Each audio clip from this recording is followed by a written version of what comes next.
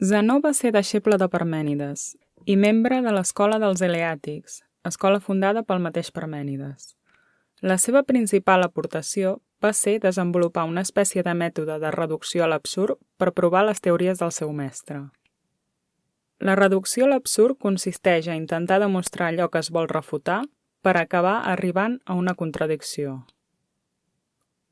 El resultat d'això van ser les famoses apories o paradoxes de Zenó.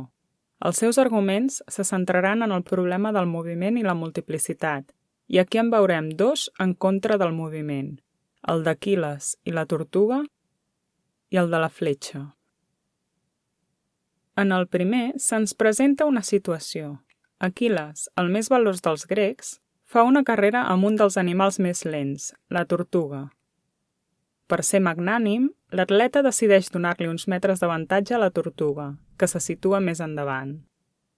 La carrera comença i passa que, quan Aquil·les arriba al lloc on ha començat la tortuga, aquesta també haurà aconseguit un altre petit avantatge.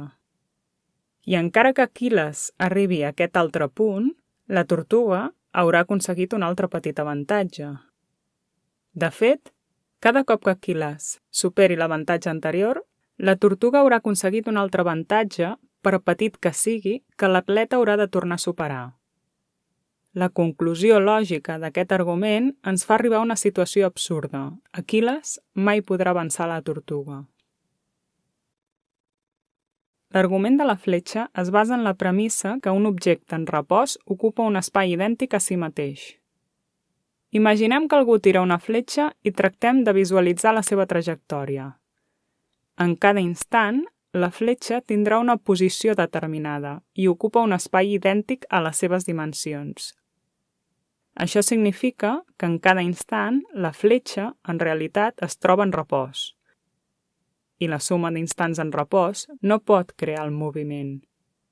És contradictori afirmar que el repòs genera el moviment. La conclusió lògica de tot plegat és que quan intentem explicar el moviment, entrem en contradicció.